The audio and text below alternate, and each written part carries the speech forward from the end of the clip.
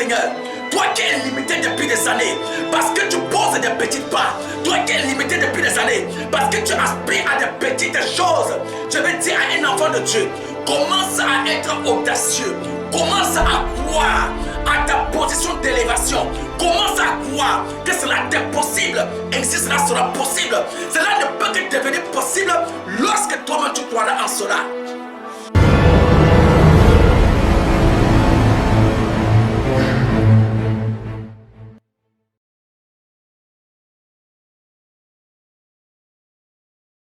Devenir un homme spirituel. Troisième partie. Bien-aimés dans le Seigneur, nous avons dit, devenir un homme spirituel, c'est devenir un petit Dieu sur la terre. Devenir un homme spirituel, c'est devenir un représentant de Dieu sur terre. Devenir un homme spirituel, c'est avoir la capacité d'opérer dans deux sphères différentes, c'est-à-dire dans la sphère spirituelle et la sphère physique. Devenir un homme spirituel, c'est devenir un homme mystérieux, un homme surnaturel. Devenir un homme spirituel, bien-aimé dans le Seigneur, c'est être en communion permanente avec le trône divin. Gloire à Jésus. Alléluia. Et je dis dans le premier direct, dans le premier enseignement, nous avons dit ceci. Plusieurs personnes veulent opérer de la part de Dieu. Plusieurs personnes veulent prophétiser de la part de Dieu. Plusieurs personnes veulent travailler pour le royaume des cieux. Mais plusieurs personnes oublient que pour travailler pour Dieu, pour opérer des miracles et des prodiges, il faut être en communion avec Dieu. Pour opérer des miracles et des prodiges, il faut devenir un homme spirituel. Alléluia. Est-ce que quelqu'un peut me dire amen fort? Alors, au premier direct, nous avons parlé de ceci.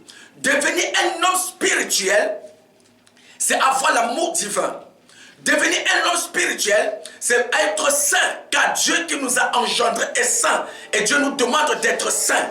Et troisièmement, devenir un homme spirituel, nous avons parlé de l'abandon total du péché. Alléluia.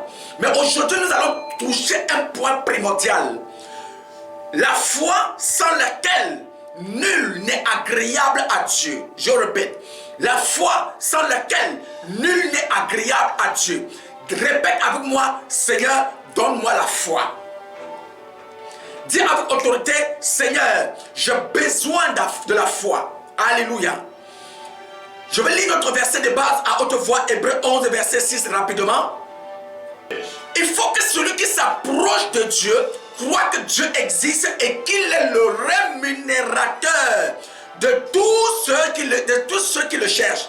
Alléluia. Dis amen fort pour la parole de Dieu. Ça, c'est notre verset de base. Alléluia. Or, sans la foi, il est impossible d'être agréable à Dieu. Donc, si tu n'as pas la foi, tu ne peux pas plaire à Dieu. Si tu n'as pas la foi, bien-aimé, tu ne peux pas être en communion avec Dieu. La foi est l'élément qui nous rend agréable à Dieu. La foi est l'élément qui nous met en contact et en connexion avec Dieu. La foi est l'élément bien-aimé qui nous témoigne que nous sommes enfants de Dieu. Et on parle de la foi. La foi en qui? La foi envers pourquoi? On ne peut pas avoir la foi bien-aimé dans le Seigneur selon le monde, mais on a la foi en Dieu, qu'il est le rémunérateur de tous ceux qui le cherchent.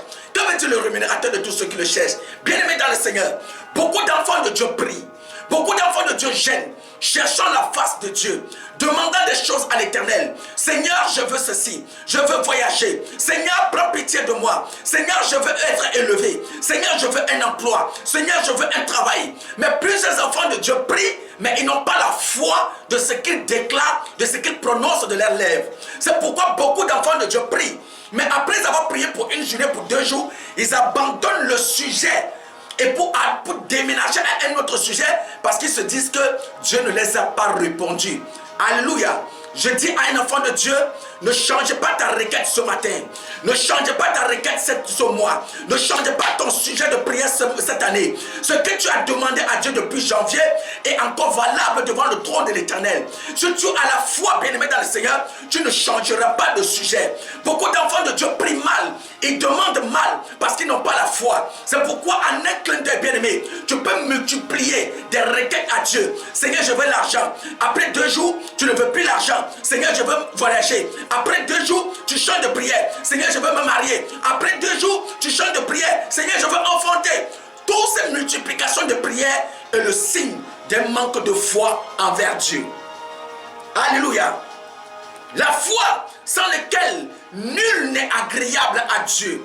Si tu n'as pas la foi et la conviction de ce que tu demandes à Dieu, bien-aimé dans le Seigneur, Dieu ne peut pas t'exaucer. Est-ce que je parle à un enfant de Dieu ce soir? La foi signifie être déterminé. Est-ce que je parle à un enfant? Être déterminé. La foi signifie avoir la conviction. La foi signifie avoir l'assurance de ce que tu vas devenir, de ce que la chose va s'accomplir, de ce que la chose arrivera. Mais est-ce que tu as la foi de la requête que tu as donnée à Dieu depuis aujourd'hui, 6 mois? Est-ce que tu crois encore? Est-ce que tu sais que ce que tu dis de ta bouche, en te présentant devant le trône de Dieu, avec foi, est déjà accompli? La Bible déclare la parole de Dieu ne retourne jamais à lui sans avoir eu l'effet. Si la parole de Dieu ne retourne jamais sans avoir eu l'effet, ça veut dire qu'à chaque fois que tu te présentes devant Dieu avec un sujet, avec une requête, Dieu t'a déjà exaucé. Mais est-ce que tu as cette conviction? Est-ce que tu as cette foi-là? Alléluia.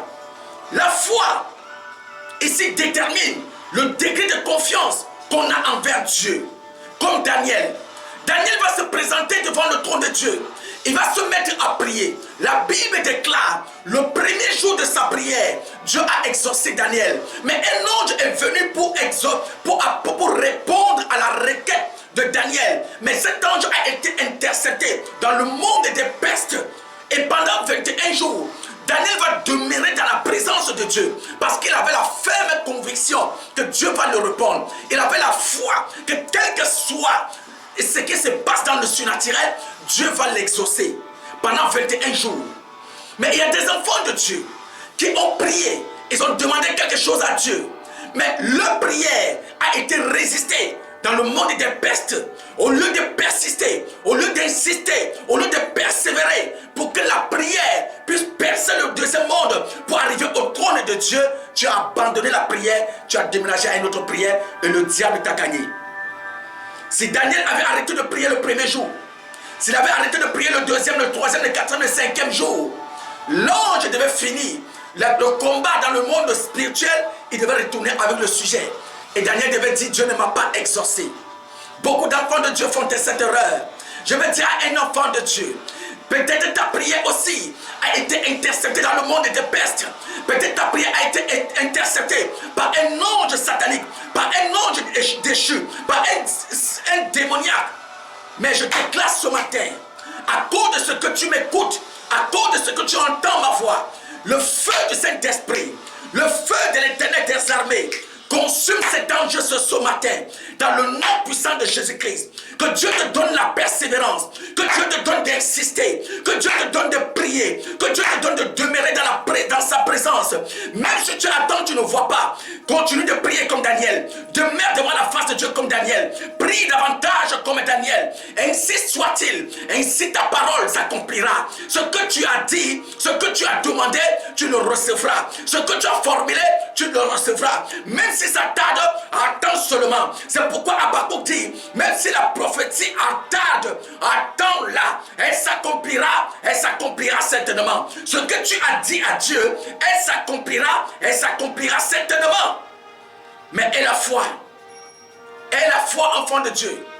Devenir un homme spirituel. On ne peut pas opérer dans le spirituel sans avoir la foi. On ne peut pas opérer dans le spirituel sans avoir l'assurance de ce que nous opérons. Alléluia. La foi signifie qu'on croit et qu'on a totale confiance que cela est possible. On croit qu'on a confiance que cela est possible.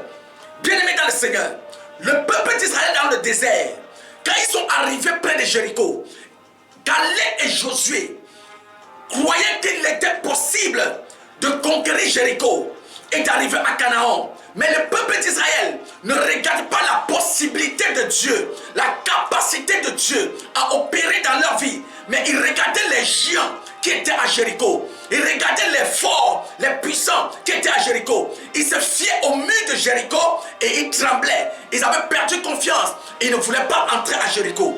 Alors que Dieu leur avait dit, je vous donne Jéricho en possession. Il y en a parmi vous, bien-aimés. Au lieu de regarder la capacité de Dieu à opérer, au lieu de regarder l'assurance de Dieu dans sa parole, nous regardons à la grandeur de la situation. Nous regardons à l'ampleur de la situation que nous vivons. Alléluia. Tu as demandé le visa 2 fois. Les gens, on a refusé. Les gens ont demandé le visa. On les a rejetés. Tu dis, dans le pays là, on ne donne pas visa. Même si je demande visa là aussi, on va me refuser. Bien-aimé dans le Seigneur, les gens qui sont à Jéricho, ce n'est pas un problème pour la gloire de Dieu sur ta vie. Les murailles de Jéricho ne doivent pas t'empêcher, bien-aimé, d'arriver à Canaan. Quelles que soient les murailles et les gens qui sont à Jéricho, Canaan t'appartient. Est-ce que je parle à un enfant de Dieu? Je dis, quels que soient les gens qui sont à Jéricho, quelle que soit la grandeur et la fortification des murs de Jéricho, tu dois arriver à Canaan. Arrête de regarder à l'ampleur de la situation, comme les enfants d'Israël qui regardent les gens qui sont à Jéricho. Sois comme Josué et Caleb. Alléluia. Josué dit, l'Éternel nous a promis de nous donner Jéricho. Et nous allons vaincre les gens. Nous allons vaincre les murs de Jéricho. Bien-aimé dans le Seigneur, ne regarde pas ce que tu vis aujourd'hui, mais aie la conviction, aie la foi. Dieu a dit, je t'amènerai dans les hauteurs. Il t'amènera dans les hauteurs. Dieu a dit, je ferai des exploits avec toi. Il fera des exploits avec toi. Dieu a dit, tu voyageras. Oh, est-ce que je parle à un enfant de Dieu ce soir? L'Éternel qui a dit, demande-moi, je te donnerai les nations en héritage, les extrémités de la terre en possession. Il est le Dieu qui donnera les extrémités de la terre en possession. Mais toi, crois seulement. Alléluia. Crois seulement. Crois seulement, bien-aimé. Cela est possible. Josué et Caleb voyaient la capacité de Dieu à transformer les choses, tandis que le peuple regardait la taille des gens qui sont à Jéricho. Mais toi, sois comme Josué et Caleb, sois comme Daniel, persévère dans la prière, persévère dans l'attente, persévère dans la présence de Dieu, persévère, bien-aimé, dans le Seigneur, et tu verras la gloire de Dieu sur ta vie, et tu verras l'accomplissement de ta requête. La foi nous rend supérieurs à Satan. La foi nous rend supérieurs à Satan. Et au monde entier d'ailleurs pour commencer. Alléluia. La foi, bien-aimé, nous rend supérieurs au monde. Pourquoi? Parce que le monde tout entier a été engendré par la foi. Est-ce que je parle avec un enfant de Dieu? Si tu veux voir ton monde transformé, tu peux le transformer par la foi. Si tu veux voir ta situation transformée, tu peux le transformer par la foi. Je dis encore, je répète, la foi est supérieure à Satan. La foi est supérieure au monde. C'est pourquoi lorsque Satan veut attaquer un enfant de Dieu, la première des choses que Satan va faire, c'est de briser ta foi. La première des choses que Satan va faire, c'est d'anéantir ta foi, t'empêcher de prier, t'empêcher de jeûner, t'empêcher de méditer, t'empêcher, bien aimé, même d'aller à l'église. Lorsque Satan veut détruire un homme, lorsque Satan veut détruire un enfant de Dieu, tant qu'il n'a pas touché ta foi, il ne peut pas te persécuter. La foi est l'élément qui nous établit au-dessus de Satan. C'est pourquoi la Bible dit, la foi est une ferme assurance des choses que l'on espère. On espère en ce qu'on ne voit pas. On espère aux choses qui n'existent pas. On espère aux choses qui sont encore dans le surnaturel. Et la démonstration des choses qui n'existent pas. Bien-aimé dans le Seigneur, si tu veux démontrer ta foi, il faut démontrer par ce que tu as demandé à Dieu. En étant persévérant et en demeurant dans la présence de Dieu, en étant constant dans la prière et dans la requête que tu as fait à Dieu. Est-ce que je parle à un enfant de Dieu ce matin? La foi est l'élément par lequel, et la clé et le canal par lequel toute chose a été engendrée. Au premier jour, Dieu dit que la lumière soit et la lumière fut. C'est par la foi que Dieu engendra la lumière. Par la suite, il sépara les ciels avec la terre. Par la parole, il engendra, il sépara les eaux d'en haut et les eaux d'en bas. Par la foi, il engendra toutes les âmes et qui produit des fruits et toutes sortes de fruits d'ailleurs. Par la foi. Est-ce que je parle à l'enfant de Dieu ce matin? Toi aussi tu peux le faire. Tu as cette capacité en toi. Tu veux transformer ton monde. Tu veux transformer ta destinée. Tu veux transformer ta vie. Il faut avoir la foi. C'est la foi qui transforme les situations. C'est la foi qui transforme les circonstances. C'est la foi, bien-aimée, qui ramène à l'existence les choses qui n'existent pas, afin que ces choses existent comme si ça a toujours existé. Je répète, la foi ramène les choses qui n'existaient pas à l'existence, afin que ces choses existent comme si ça a toujours existé. Je vais dire à un enfant de Dieu, quand on a dans la foi, on ne regarde pas au physique, mais on regarde dans le spirituel. La foi est l'élément clé qui déclenche le surnaturel en ta faveur. C'est par la foi qu'Abraham quitta sa patrie sans savoir où elle partait. C'est par la foi qu'Élie va faire face à 450 prophètes d'Astaté et 400 prophètes de Baal, c'est-à-dire 850 prophètes étrangers qui étaient opposés à lui. C'est par la foi. C'est par la foi, bien-aimé, que Daniel va demeurer pendant 21 jours dans la présence de Dieu. Parce qu'il savait que Dieu va le répondre, écoute que val. C'est par la foi que Anne pria avec instance sans quitter la présence de Dieu, priant et gênant dans la présence de Dieu jusqu'à l'accomplissement de sa requête. Bien-aimé dans le Seigneur, c'est par la foi que David va se lever pour aller contre Goliath, que David va se lever pour faire face à Goliath, malgré que Goliath était géant, musclé, un homme de guerre depuis l'enfance, alors que lui, il était devant Goliath comme un nain. C'est par la foi, bien-aimé. La foi est l'élément clé qui déclenche le surnaturel, qui déclenche des miracles. La foi est la clé, bien-aimé dans le Seigneur, qui peut déclencher ton miracle ce matin. Elle est l'élément qui peut engendrer ton miracle ce matin. Elle est l'élément qui peut rendre l'impossible que tu vois possible ce matin. Et la Bible dit maintenant ceci. Or, la foi vient de ce qu'on entend. Et ce qu'on entend vient de la parole de Dieu. Je répète. La foi vient de ce qu'on entend. Et ce qu'on entend vient de la parole de Dieu. Je vais demander à un enfant de Dieu, qu'est-ce que tu as entendu de la part de Dieu te concernant depuis que tu es né? Qu'est-ce que Dieu a dit à ton sujet? Est-ce que tu sais que c'est la parole de Dieu qui a été déclarée sur la vie, que ta vie est encore valable? David accepté de faire face à Goliath parce qu'il avait entendu la voix de Dieu. Il dit l'Éternel des armées, le Dieu d'Abraham, le Dieu d'Isaac et le Dieu de Jacob. Il avait la conviction de ce qu'il a entendu parler du Dieu d'Abraham. Il a entendu parler du Dieu d'Isaac et de Jacob. Ce que le Dieu d'Abraham, d'Isaac et de Jacob était capable de faire. C'est pourquoi il a accepté de faire face à Goliath.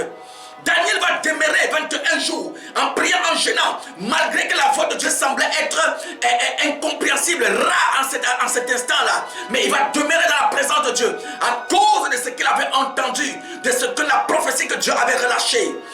Anne va demeurer dans la présence de Dieu parce qu'il sait que Dieu l'avait parlé. Dieu avait dit, m'ouvrirai-je les seins maternels pour ne pas laisser enfanter? Moi l'Éternel qui fait naître. De la même manière, bien-aimé, toi qui pleures que je vais me marier, souviens-toi que Dieu a dit, l'homme quittera son père et sa mère et il s'attachera à une femme, les deux deviendront une seule chair. Et lorsque Dieu parlait de la femme, il parlait de toute femme sans exception. C'est pourquoi toi qui es enfant de Dieu, toi qui es servante de l'Éternel, toi qui es serviteur de Dieu, cette parole est ton partage, cette parole est pour toi dans le nom puissant de Jésus-Christ. Toi qui pleures, je veux voyager, je veux aller en Europe, je veux faire ceci. Tu te lamentes, bien-aimé. Est-ce que tu as la conviction, lorsque Dieu a dit, allez, faites de toutes les nations des disciples? Est-ce que tu as la conviction, lorsque Dieu a dit, je te donnerai les nations comme héritage, les extrémités comme possession? Ah, bien-aimé dans le Seigneur, qu'est-ce que tu as entendu? Qu'est-ce que Dieu t'a dit? La foi vient de ce que l'on entend. La foi vient de ce que tu as entendu. Bien-aimé, tu dis, je suis pauvre. Seigneur, je veux être riche. Seigneur, bénis mes mains. Seigneur, bénis mes finances. Seigneur, donne-moi de l'argent. Est-ce que tu te souviens quand l'Éternel dit, l'or et l'argent m'appartiennent et toi, tu es mon héritier? Si ton papa s'appelle Donald Trump, est-ce que tu peux être pauvre? Si ton papa s'appelle Bill Gates, est-ce que tu peux être pauvre? Si ton papa s'appelle Samuel et ton fils, est-ce que tu peux être pauvre? Si ton papa s'appelle Dangote, est-ce que tu peux être pauvre? Mais ton papa, qui t'appelle l'Éternel des armées, il est au-dessus de Donald Trump, il est au-dessus de Bill Gates, il est au-dessus de Samuel et ton fils, il est au-dessus de Dangote, il est le roi des rois, il est le riche des riches, il est celui à qui l'or et l'argent appartiennent, il est au-delà de ce que tu peux appeler richesse, car son nom lui-même s'appelle richesse, parce que tout est engendré par lui, toute chose a été faite par lui, dans le ciel, sur la terre, dans la profondeur. C'est pourquoi je veux dire à un enfant de Dieu, tu te lamentes de la pauvreté, tu te lamentes de ta situation, parce que tu n'as pas entendu cette parole, mais maintenant que tu entends cette parole ce matin, bien-aimé dans le Seigneur, reviens, bien-aimé dans le Seigneur, dans la foi d'un enfant de Dieu. Crois seulement et cela te sera accordé. La foi sans laquelle nul n'est agréable à Dieu. Beaucoup ont demandé, ils n'ont pas reçu. Beaucoup ont demandé, ils n'ont pas été bénis à cause de ce qu'ils ont manqué la foi. À cause de ce qu'ils ont manqué la foi. La foi sans laquelle nul n'est agréable à Dieu.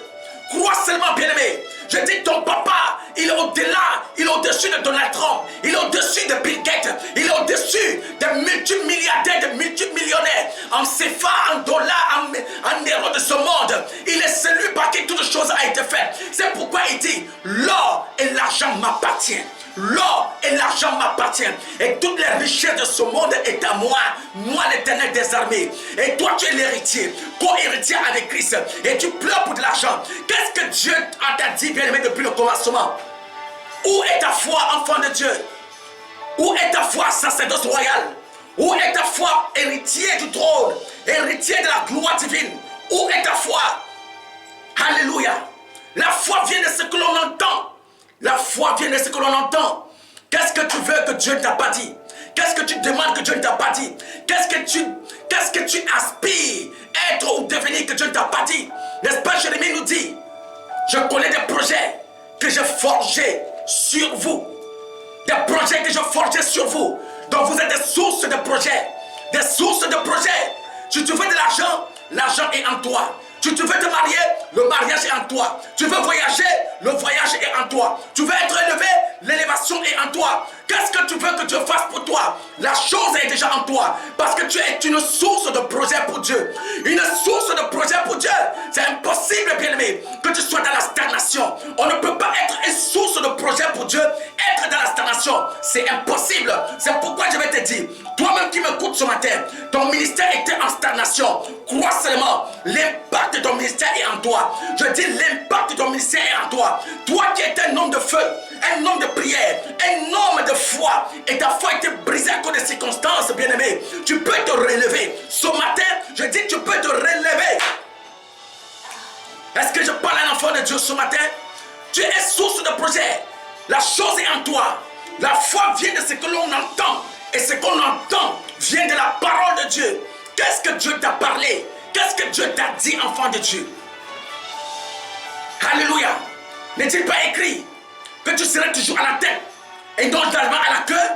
Les vrais enfants de Dieu qui ont la foi, ont l'audace. Je répète encore, les vrais enfants de Dieu, les vrais chrétiens qui ont la foi, ont l'audace. Ils ont le zèle. Alléluia. Tu n'agis pas parce que tu n'as pas la foi. Tu n'as pas l'audace parce que tu n'as pas la foi. Car la foi, le manque de foi brise le zèle. Le manque de foi brise l'audacité que nous avons en nous. Elle brise les projets que nous avons en nous. Elle t'empêche de poser les pas. La foi vient de ce que l'on entend. Et ce qu'on entend vient de la parole de Dieu. Il faut établir la différence entre la parole de Dieu et la parole des hommes.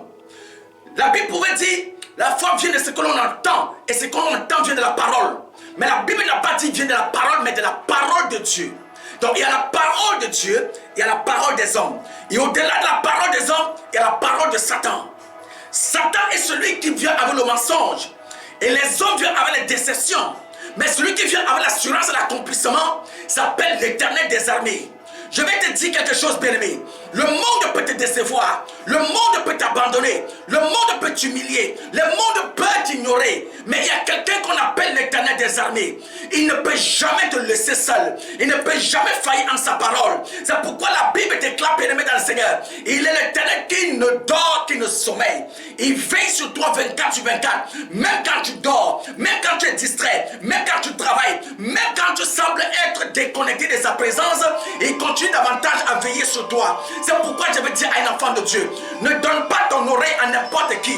Donne ton oreille à l'Éternel, car c'est la parole de Dieu qui engendre la foi en un homme. Je répète encore, le monde peut t'abandonner, le monde peut te décevoir. Même tes frères, les hommes peuvent t'abandonner, peuvent te décevoir. Les hommes peuvent t'humilier, les hommes peuvent te rejeter, les hommes peuvent te marginaliser en disant rien de bon ne peut sortir de toi. Ne t'occupe pas de cela, ne t'inquiète pas de ça. Mais la Bible déclare, la foi vient de ce que l'on entend et ce qu'on entend vient de la parole de Dieu. Pourquoi la parole de Dieu?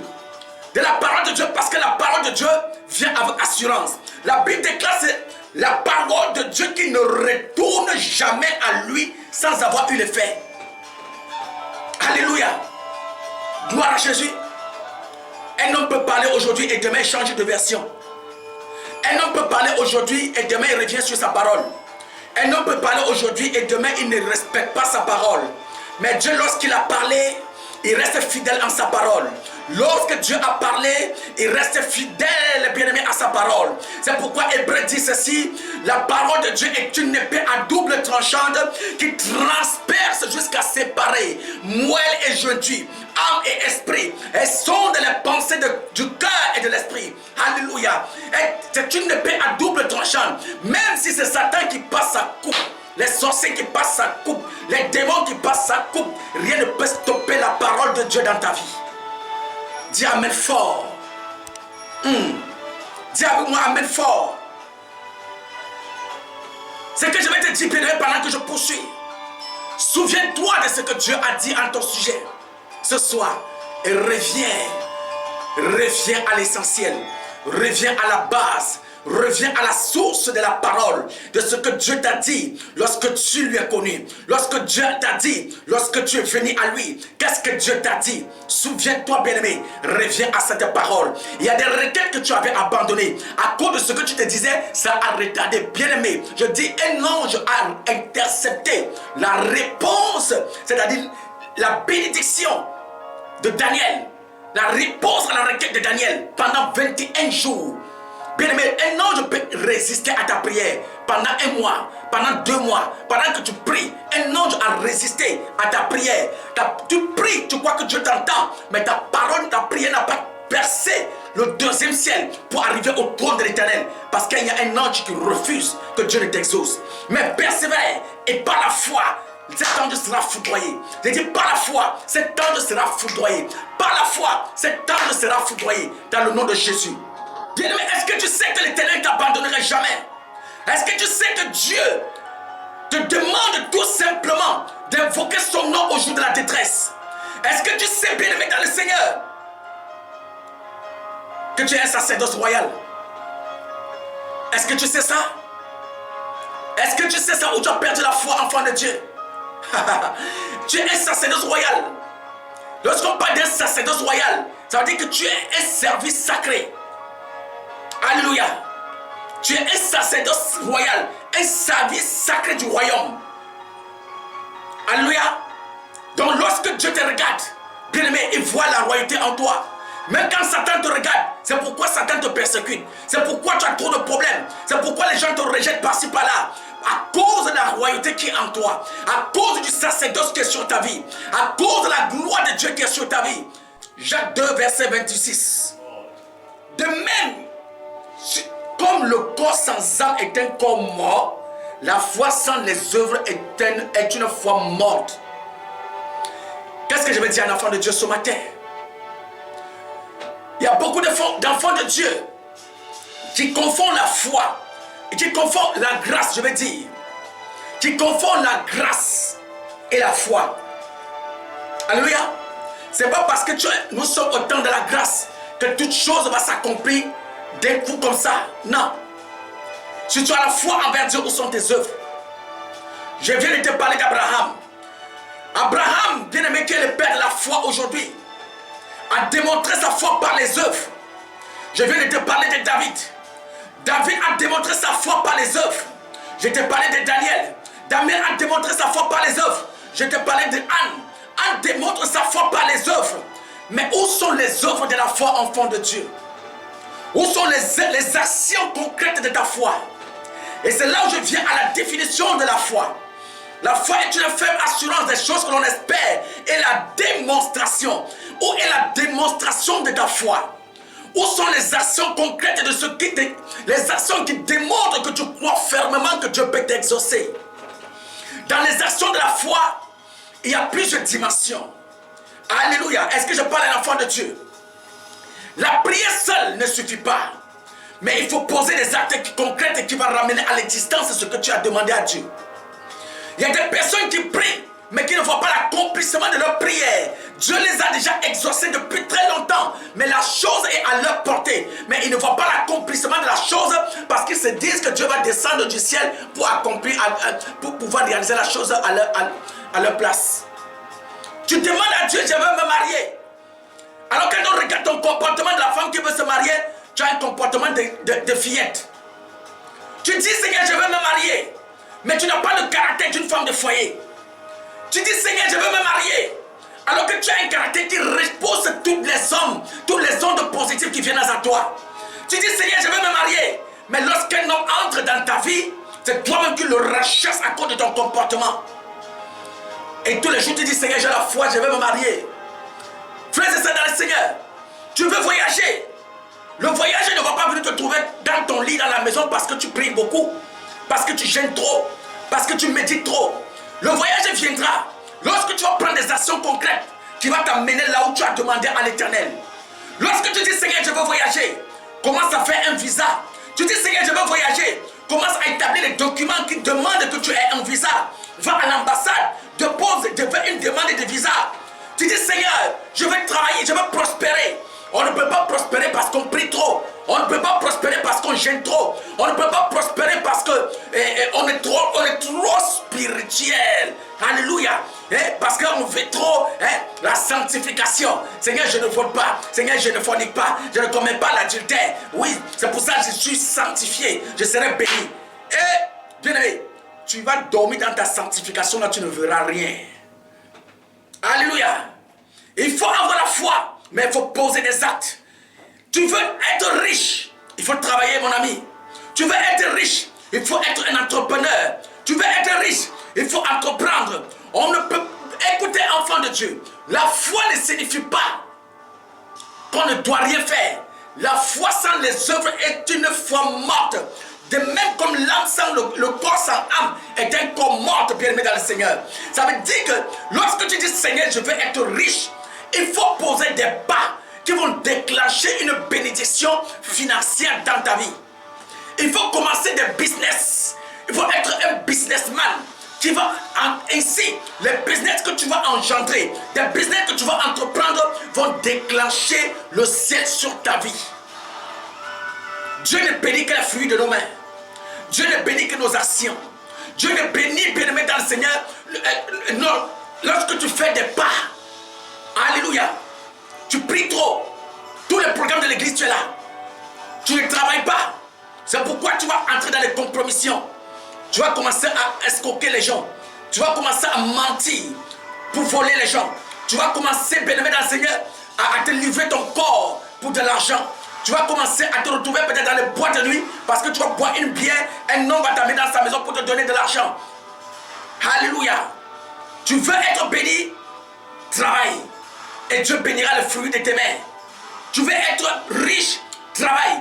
Dieu bénira le fruit de tes mains. Gloire à Jésus. Est-ce que je parle à l'enfant de Dieu ce matin? La foi sans les œuvres est une foi morte. Si tu as la foi aujourd'hui, c'est le jour de ton jour. N'attends pas que Dieu descende du ciel pour agir à ta place, mais lève-toi avec autorité et commence à agir. Commence à poser des actes concrets. Il y a des choses que tu ne verras jamais s'accomplir dans ta vie tant que tu n'as pas posé certaines actions. Je répète, tu t'aspires à la grandeur. Commence à poser des actes grands. Tu aspires à l'élévation. Commence à poser les actes d'élévation. Tu aspires à être un leader. Commence, bien-aimé, à poser les actes de leadership. Tu aspires, bien-aimé, à être un capitaine d'équipe. Commence à vivre ce poste, bien, cet office-là, avant d'y être. Est-ce que je dis à un enfant de Dieu? Toi, femme qui veut te marier, commence à vivre comme une femme mariée. Respecte les hommes qui sont autour de toi. Honore les hommes qui sont autour de toi. Donne à tout homme la place qu'il mérite. La place d'un homme. Je n'ai pas dit la place d'un garçon. Et toi-même, comporte-toi comme une femme et non comme une fillette. Et puis si verset 7 dit ceci, on ne se moque pas de Dieu. C'est qu'un homme aura semé, il le moissonnera. C'est ce que tu as sémé là qui va produire. Sème et ça va produire. Sème et tu vas récolter. Sème, ça va engendrer. Sème, bien-aimé dans le Seigneur. Et cela produira des fruits. Tu vas récolter. Tu n'as rien mis au sol, tu n'auras rien. Alléluia. Est-ce que je parle à l'enfant de Dieu? La terre de Guéra est sec. Dieu dit à Isaac, demain à Guéra je te bénirai. Isaac a sémé et Dieu a engendré. C'est pourquoi apôtre Paul dit, moi j'ai planté, Apollos a arrosé, mais Dieu a fait croître. Plante, bien-aimé, arrose, Dieu va faire croître. Tu n'as pas planté, Dieu va faire croître quoi alors? On dit, il est écrit, on donnera à ceux qui en ont. Et ils seront davantage dans l'abondance. Tu n'as rien, Dieu ne te donnera rien. Et à ceux qui n'en ont pas, on prendra même le peu qu'ils en ont. C'est-à-dire que même ceux qui disent qu'ils n'en ont rien, ils en ont quelque chose en eux. On donnera à ceux qui en ont, ils seront dans l'abondance. Donc c'est ceux qui ont, qui seront bénis et qui vont croître. Je prie ce matin, enfant de Dieu, qu'aujourd'hui soit ton jour de sémence. Qu'aujourd'hui soit le jour de ta sémence. Qu'aujourd'hui soit le jour où l'Éternel va faire croître la sémence que tu as mis au sol, la sémence que tu as déposée dans une terre fertile, dans le nom puissant de Jésus. Gloire à Jésus. Romains 17 dit quoi? Mais tous n'ont pas obéi à la bonne nouvelle. Tous n'ont pas obéi à la bonne nouvelle. Tous n'ont pas obéi à la voix de Dieu. Tous n'ont pas cru à la parole de Dieu. Aussi Ésaïe dit-il. Osaïe dit, Seigneur, qui a cru à notre prédication? Mais qui est celui qui a cru en ta promesse? Qui est celui qui a cru en ta parole? Qui est celui qui a cru en ce que tu avais dit? Qui est cette femme qui a cru qu'elle va se marier? Qui est cette femme qui a cru qu'elle va voyager? Qui est cet homme, cet appelé? Qui est cet appelé qui croit qu'il aura un ministère d'impact? Qui est cet appelé qui croit qu'il aura un ministère qui va impacter sa génération? Qui est cet homme-là? Alors qu'eux, ils n'ont pas cru. Au verset 14, dit quoi? Verset 14. Comment donc... Écoutez-moi, enfant de Dieu. Toi qui es appelé, toi qui es serviteur, servante de Dieu, je m'adresse à toi. Toi qui aspires à la grandeur, toi qui aspires à l'élévation divine, toi qui aspires à des dons d'autorité, de puissance, toi qui aspires à un ministère d'impact, toi qui veux impacter ta génération. Écoute bien ce verset. Comment donc invoqueront-ils celui en qui ils n'ont pas cru? Comment ce peuple peut invoquer un Dieu en qui ils n'ont pas cru? Il y a beaucoup d'entre vous qui ne demandent pas certaines choses à Dieu parce qu'ils n'ont pas cru en ces choses-là. Il y a beaucoup d'entre vous qui demandent des petites choses à Dieu parce qu'ils se disent que c'est à cela qu'ils sont limités. Il y a beaucoup d'entre vous qui prient. Lorsqu'ils prient, ils pensent à ce qu'il est possible à eux d'accomplir et c'est ça qu'ils demandent à Dieu. Au lieu de regarder à la capacité de Dieu à pouvoir opérer dans leur vie, ils regardent à leur propre capacité à opérer dans le monde pour demander à Dieu. Comment donc croiront-ils? Comment donc invoqueront-ils quelqu'un à qui ils n'ont pas cru? Comment peut-il demander quelque chose en quoi il ne croit pas? Comment peut-il poser des pas en quelque chose qu'il ne croit pas?